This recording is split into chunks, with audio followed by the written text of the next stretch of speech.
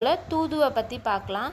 தூது அப்படின்னா என்னென்னா, ஒருவர் தன்னோட கருத்தை இன்னொருத்தவங்களுக்கு தெரிவிக்கிறதுக்காக அவங்க 2 பேர்த்துக்கு நடுவில் ஏதோ ஒரு பொருளோ இல்லை ஒரு மனிதரையோ தூதாக அனுப்புறது தான் தூது அப்படின்னு சொல்லியிருக்காங்க. அதாவது தன்னோட கருத்தை மற்றவங்ககிட்ட சொல்கிறதுக்காக நடுவில் பயன்படுத்துகிற ஒரு பொருள்.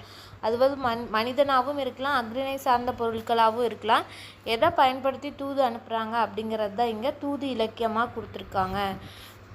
அதாவது தூது என்பது ஒருவர் தன் கருத்தை இன்னொருவருக்கு தெரிவிக்க இடையே பிரிதொருவரை அனுப்புவது தான் தூது அப்படின்னு சொல்லியிருக்காங்க.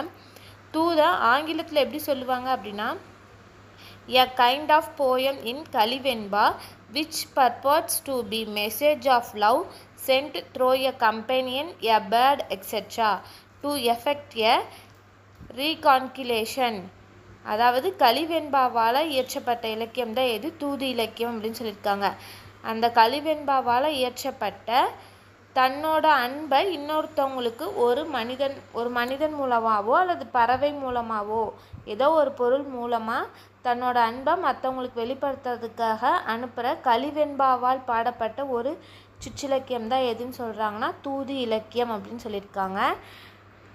அடுத்தது 3வது பாயிண்ட்டு, அரசர்கள் பகைவரிடத்தில் தூது அனுப்புதலும் புலவர்கள் வள்ளல்களிடம் தூது அனுப்புதலும் தலைவர்கள் தலைவியரிடத்தில் தூது அனுப்புதலும் தலைவியர் தலைவர்களிடத்தில் தூது அனுப்புதலும் உண்டு என்பதை பழந்தமிழ் இலக்கியங்கள் மூலம் அறிகிறோம்.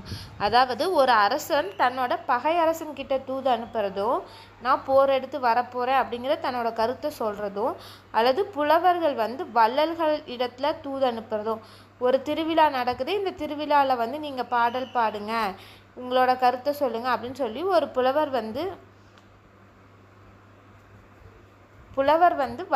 வள்ளல்கிட்ட நான் இந்த மாதிரி வரேன் அப்படின்னு சொல்லி தூது அனுப்புறதும், தலைவர்கள் தலைவியர் ஒரு காதலன் காதலியர்கிட்ட தூது அனுப்புறதும், அதுவே ஒரு காதலி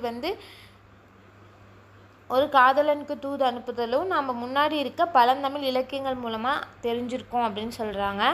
அடுத்தது, தூது என்னும் பொருள் அமைதியை கொண்டு எழுந்த சிற்றிலக்கிய நூல்கள் மொத்தம் 59 அப்படின்னு சொல்லியிருக்காங்க.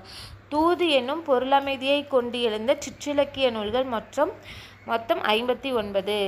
அதில் தூது சிற்றிலக்கியம் எனும் தனியொரு சிற்றிலக்கியமாக பிற்காலத்தில் உருப்பெறுவதற்கு முன்னர் தூது இலக்கியத்தின் பொருளமைப்பும் இலக்கிய கூறும் தொல்காப்பியம், சங்க இலக்கியங்கள், பக்தி இலக்கியங்கள், காப்பியங்கள் ஆகிய பெரும்பாலான